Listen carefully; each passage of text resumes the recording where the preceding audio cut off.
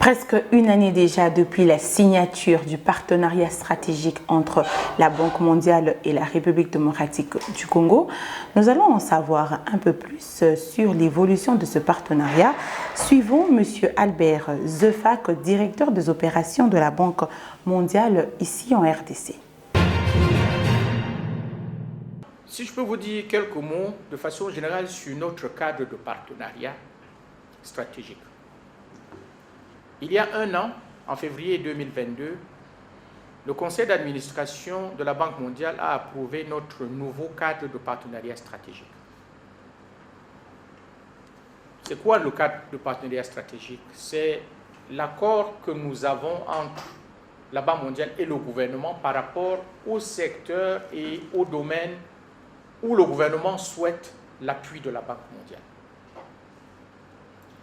Donc, ce cadre de partenariat stratégique soutient donc des projets du gouvernement dans 4 domaines précis. Et ces 4 domaines incluent le développement humain qui représente pratiquement 47% de notre portefeuille.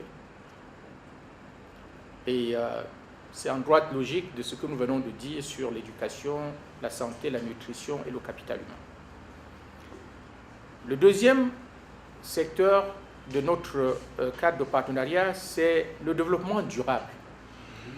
Et dans ce qui est développement durable, nous travaillons avec le gouvernement pour la protection des forêts, pour la reforestation, pour la lutte contre les érosions, et de façon générale l'adaptation au changement climatique qui affecte terriblement la République démocratique du Congo alors qu'elle ne contribue pas significativement à l'émission des effets de serre. Bien au contraire, la RDC est le second poumon de l'humanité et donc contribue plus à la solution au changement climatique qu'à y contribuer. Mais le pays est victime de ces effets néfastes du changement climatique, comme on l'a vu avec les inondations récentes en décembre qui ont causé la vie à des centaines de Congolais. Donc nous avons tout un programme pour travailler avec le gouvernement sur le développement durable. Nous avons, troisième secteur de notre cadre de partenariat, c'est les infrastructures. Et vous savez, la RDC, c'est un pays immense. C'est un pays de plus de 2 millions de kilomètres carrés. C'est un pays de près de 100 millions d'habitants. Pour aller de l'ouest à l'est, il faut plus de 2000 kilomètres. Ce pays a 2 zones horaires, 2 fuseaux horaires. Et toute l'Europe de l'ouest peut rentrer dans la superficie de la RDC. C'est juste pour vous donner une idée de l'immensité de ce pays. Et malheureusement, les infrastructures sont quasi inexistantes.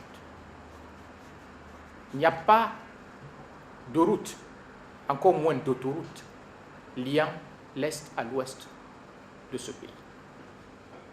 La navigation fluviale est quasi inexistante. Et le rail, qui jadis servait à évacuer les minerais, s'est aussi détérioré. Donc, ce pays immense n'a pas d'infrastructure permettant de booster son développement.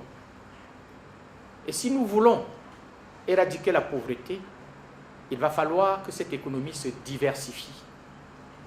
Partir d'une économie de rente qui juste creuse et exporte des minerais vers une économie diversifiée où il y aurait de la transformation de ces minerais, un ajout de valeur sur ces produits, un secteur manufacturier, un secteur des services qui puisse créer des emplois productifs pour la jeunesse de ce pays. Mais ces infrastructures n'existent pas. Alors, la Banque mondiale a convenu avec le gouvernement congolais que nous allons investir dans une route dans les Kasaï pour compléter le tronçon de route qui est actuellement fait par la Banque africaine de développement. Nous allons prendre le relais dans le Kasaï, à partir de Bujimaï jusqu'à Bukavu, et on espère continuer cette route jusque dans le nord Kivu et dans l'Ituri, dans le futur. Ça, c'est un projet qui a été approuvé par la Banque mondiale. Nous travaillons à le mettre en œuvre et nous espérons que cette route pourra permettre donc l'éclosion de l'agriculture productive dans les Kasaï, qui pourra relever les niveaux de vie des populations et permettre aussi l'écoulement des produits de l'Est vers le centre et vers l'Ouest. Donc voilà une des choses que nous faisons au niveau de l'infrastructure. Mais dans l'infrastructure aussi, nous soutenons la génération d'électricité et l'eau. Nous avons financé un projet du gouvernement pour donner de l'eau aux populations de Kinshasa. Et la première phase de ce projet vient d'être terminée. Et lorsque ce projet sera terminé, nous pourrons donner de l'eau à 2 millions de personnes supplémentaires à Kinshasa, de l'eau propre. Et nous espérons continuer également à travailler avec le gouvernement pour la réforme des entreprises publiques, aussi bien dans de l'eau et de l'électricité, pour s'assurer aussi bien dans le domaine minier, pour s'assurer que le pays génère suffisamment de ressources et de revenus pour avoir un budget adéquat pour répondre à ces obligations. Le quatrième domaine de notre cadre de partenariat, c'est la croissance équitable. Et la croissance équitable ici, c'est tout ce qui est développement naturellement des secteurs productifs, le support à toutes les activités de transformation économique et tout ce qui est filets sociaux pour lutter contre l'inégalité.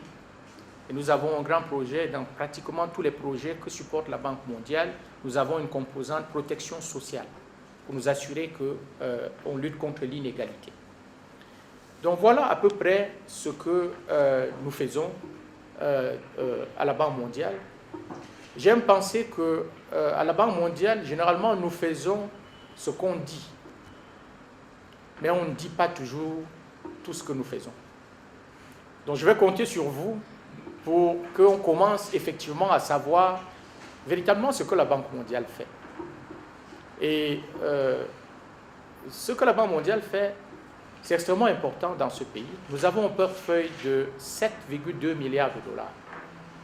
De loin le plus grand partenaire du développement de la RDC, de très loin. Un portefeuille de 7,2 milliards que nous nous efforçons à mettre en œuvre. Je voudrais clarifier que quand on parle d'un portefeuille de 7,2 milliards, c'est des engagements. Ce n'est pas un coffre-fort qu'on a donné au gouvernement. N'est-ce pas? C'est des engagements à financer des projets que le gouvernement a requis. Donc, il nous faut travailler avec le gouvernement pour rapidement mettre en œuvre ces projets. Si la mise en œuvre traîne, alors la population ne ressentira pas l'effet de ces projets. Donc, ces 7 milliards ne se transformeront en amélioration du bien-être que si on exécute ces projets à une grande vitesse.